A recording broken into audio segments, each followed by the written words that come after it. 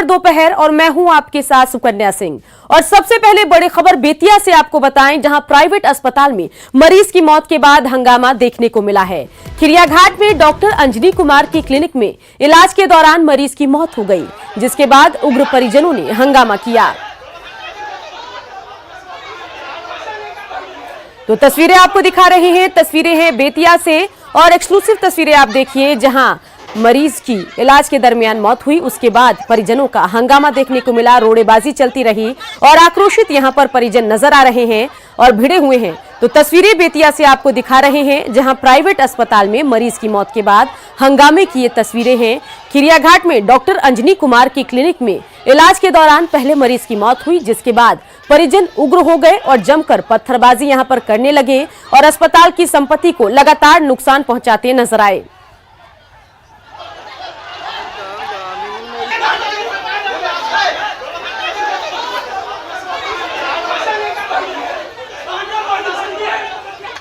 जो सुने हैं वही बस। जी मैम, नहीं बोलिए मैम। यहाँ पे आप आई हैं मैम, हंगामा हुआ है मैम। हुआ तो देखिए, आप लोग सुने ही हैं कि जो भी इनका बोला गया है कि लिख के दीजिए, ठीक है, और उस पर सख्त कार्रवाई की जाएगी। जो लिख के दे रहे हैं एप्लीकेशन, कार्रवाई उस पर सख्त से सख्त पुलिस कर रही है और उसको कानून के शिकंजे में लिया जाए। जब भी पैसा ले लिया है लोग, हम बता रहे हैं, उस समय से किसी को मिलने नहीं, परिवार का मेंबर से नहीं मिलने दिया है लोग। जब सुबह में काउंटर खुल गया है, जब हिसाब करके मेरा पैसा ही ले लिया है लोग, तब लेने के 10 मिनट के बाद कहता है कि आपका स्थिति के बच्चा का मरीज ठीक स्थिति नहीं है, आप लोग पीएमसीएच जाइए। उनके घर की एक लेडीज मरीज के पास ऑलरेडी रात भर बैठी हुई, ठीक है। जब उनकी लेडीज रात भर बैठी हुई थी, शायद उसकी वाइफ हुई, शायद, ठीक है। उसको सारा सिचुएशन हम लोग बोले कि ना तुम यहीं बैठो, ताकि जो हो रहा है सारा सिचुएशन तुम देखो। पटना में इन दिनों अपराधियों की चांदी है। अपराधी पुलिस को चुनौती देते हुए दानापुर सगुना मोड़ के पास डीएसपी ऑफिस के सामने से बैंक ऑफ इंडिया के एटीएम को काटकर 8 लाख रुपए निकालकर चलते बने और पुलिस को भनक तक नहीं लगी। फिलहाल बैंक मैनेजर ने पुलिस को सूचना दे दी है। तो तस्वीरें एक्सक्लूसिव आपको दिखा रहे हैं, तस्वीरें हैं पटना से, जहां अपराधी बेखौफ नजर आ रहे हैं और लगातार पुलिस को चुनौती भी दे रहे हैं। दानापुर सगुना मोड़ के पास डीएसपी ऑफिस के सामने से बैंक ऑफ इंडिया के एटीएम को काटकर 8 लाख रुपए निकालकर अपराधी चलते बने हैं और पुलिस को इसकी भनक तक नहीं लगी। फिलहाल बैंक मैनेजर ने पुलिस को सूचना दे दी है, लेकिन इन सब के बीच बड़ा सवाल कि आखिर पटना में अपराधी बेखौफ क्यों हैं? क्योंकि डीएसपी ऑफिस से सामने से ही बैंक ऑफ इंडिया के एटीएम को काटकर वारदात को अंजाम दिया गया। सुबह आए, जब गेट खोलने से पहले देखा कि एटीएम की मशीन गिरी हुई है, तार कटी हुई है। जब मैंने देखा तो सब कुछ हुआ। उसके बाद ब्रांच खोलने के बाद मैंने ब्रांच के अंदर देखा तो ब्रांच में कुछ नहीं दिक्कत हुई।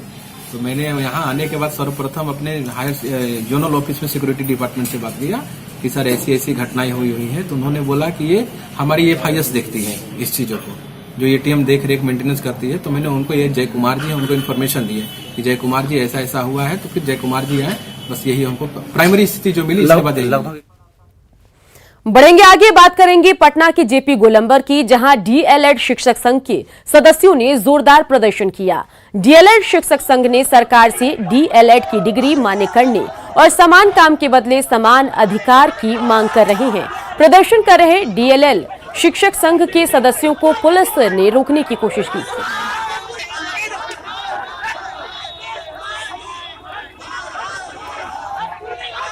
तो एक्सक्लूसिव तस्वीरें आपको दिखा रहे हैं, समान काम के बदले समान अधिकार की इनकी मांग है और पटना से ये तस्वीरें आपको दिखा रहे हैं।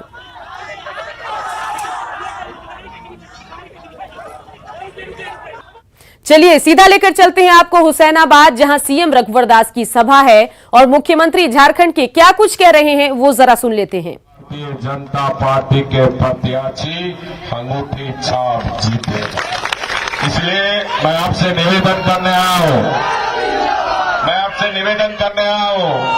ये 2019 का चुनाव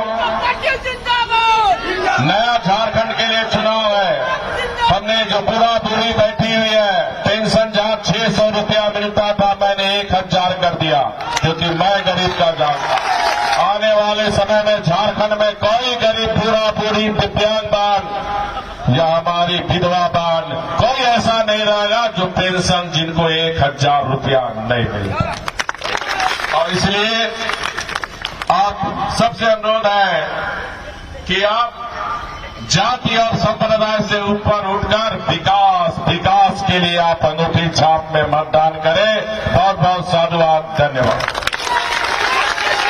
चलिए अभी आरजेडी के बढ़ते आगे बात करते हैं हाजीपुर गोल्ड लूटकांड की, जहां पुलिस के हाथ अब तक खाली हैं। समस्तीपुर के शाहपुर पगड़ा निवासी विकास झा मुख्य आरोपी है। विकास झा के घर पर पुलिस ने इश्तेहार चिपकाया है।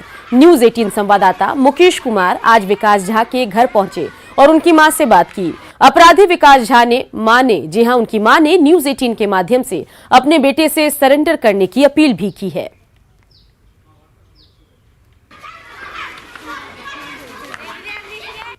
हाजीपुर में हुए अब तक के सबसे बड़े सोना लूट कांड, जिसमें 55 किलो सोना लूटी गई थी, उसके मुख्य आरोपी के घर पे हैं, जहां पे पुलिस के द्वारा ये इश्तेहार चिपकाया गया है। पुलिस लगातार छापेमारी गिरफ्तारी के लिए कर रही है और ये इश्तेहार यहाँ पर चिपकाया गया है, जिसमें विकास को हाजिर होने की बात कही गई है और नहीं होने पे आगे की कार्रवाई की जाएगी। इसका जिक्र इस इश्तेहार में है। हम उनके घर की स्थिति को और घर में जो लोग हैं उनसे हम बात करना चाहेंगे। आप ये विकास जो इस लूट कांड के आरोपी है उनका घर है और ये घर की स्थिति है, घर की ये स्थिति है, ये उनकी माँ है और हम इनसे जानना चाहेंगे विकास के बारे में। विकास आपसे आखिरी बार कब मिला? परना दिन मिला था। अच्छा, छठ पर्व में। हाँ, परना दिन आया था, उसको हम प्रसादी लेकर दिए, प्रसादी ले लिया, बोले जो तुम हाजिर हो जाओ सिलेंडर, तो सुभाष को भी जल्दी बेल हो जाएगा। और उसको प्रसाद रख कर घर से निकल गया। उस दिन से फिर नहीं आया है। तो ये लूट कांड जो हुआ हाजीपुर में 55 किलो वाली, उसकी जानकारी आप लोग को? जानकारी अब मिली, जो हम सिमरिया से गंगा नहा कर आ रहे थे, बरौनी में सब पेपर पढ़ता था, जानकारी हुआ। फिर हम सोचे नहीं घर जाएंगे, फिर सोचे जब हमको बेटा जब गलत है, कुकर्मी है, तो हम घर जाते हैं, हमको जो लिखा होगा वो होगा। हम अपना घर चले आए। आप विकास आपका बेटा है, क्या अपील करना चाहेंगे विकास? अपील यही न करेंगे, जो हाजिर हो जाओ, सिलेंडर हो जाओ, सुभाष के भी जल्दी बेल हो जाएगा। प्रशासन आता है, हम लोग को बेइज्जत करता है, गाली गलत देता है, गंजन करता है, तो हमको नहीं ठीक लगता है। बढ़ेंगे आगे, बात कर लेते हैं कैमूर की, जहां गैंगरेप मामले को लेकर प्रशासन पूरी सतर्कता बरत रहा है और कोई चूक नहीं छोड़ना चाह रहा। गैंगरेप के आरोपियों पर कार्रवाई करने के लिए पटना से एफएसएल की टीम बुलाई गई है। टीम गैंगरेप में इस्तेमाल किए गए कार की जांच में जुटी है। वहीं सुरक्षा को लेकर जिला प्रशासन ने जिले में इंटरनेट सेवा को बंद कर दिया है। गैंगरेप की घटना से लोग नाराज हैं। कल लोगों ने सड़क पर आगजनी भी की थी, जिसके बाद से अनिश्चित काल के लिए इंटरनेट सेवा पर रोक लगा दी गई है।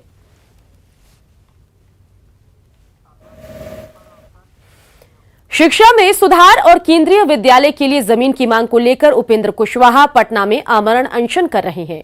पटना के मिलर स्कूल ग्राउंड में उपेंद्र कुशवाहा अनशन पर बैठे हैं। कुशवाहा के अनशन का महागठबंधन के घटक दलों ने समर्थन किया। उपेंद्र कुशवाहा के साथ हम के राष्ट्रीय अध्यक्ष जीतन राम मांझी, सीपीआई के नेता सत्येंद्र नारायण सिंह और वीआईपी के मुकेश सहनी भी बैठे हैं। तो इधर उपेंद्र कुशवाहा के अनशन पर एनडीए नेताओं ने सवाल उठाए हैं, तो वहीं आरजेडी का कहना है कि वो शिक्षा व्यवस्था में सुधार को लेकर उपेंद्र कुशवाहा के साथ खड़े हैं। उपेंद्र कुशवाहा जी को बाकी कुछ बचा नहीं है, आमरण अनशन कर रहे हैं। उनका ये नैतिक धर्म है, अपना करना चाहिए। कि आदरणीय उपेंद्र कुशवाहा जी सीनियर लीडर हैं और भारत सरकार में वो ह्यूमन रिसोर्सेज मिनिस्टर रहे हैं। अगर वो इस स्टेट पर शिक्षा के मामला में अपना धरना दे रहे हैं तो मुझे गले से नहीं उतर रहा है। 4 साल वो क्या किए हैं? शिक्षा के प्रति हमेशा कुशवाहा जी समर्पित रहे हैं और शिक्षा ऐसा मुद्दा है कि अगर राज्य का सुधार चाहिए, देश का सुधार चाहिए तो शिक्षा जरूरी है। ऑफ कोर्स हम लोग सब विपक्षी एकता है, एक साथ है, हम लोग जरूर सपोर्ट करेंगे।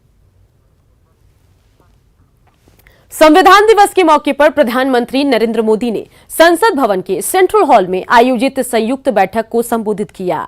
इस मौके पर उन्होंने कहा कि हमारा संविधान हमारे लिए सबसे बड़ा और पवित्र ग्रंथ है। उन्होंने बाबा साहेब भीमराव अंबेडकर को याद करते हुए उनकी कुछ बातें भी साझा की। और संविधान को एक ऐसा ग्रंथ बताया जिसमें हमारे जीवन की, हमारे समाज की, हमारी परंपराओं और मान्यताओं का समावेश है और नई चुनौतियों का समाधान भी है। पीएम मोदी ने इस मौके पर मुंबई के 26/11 हमले में मारे गए लोगों को नमन भी किया। लेकिन साथ साथ आज 26 नवंबर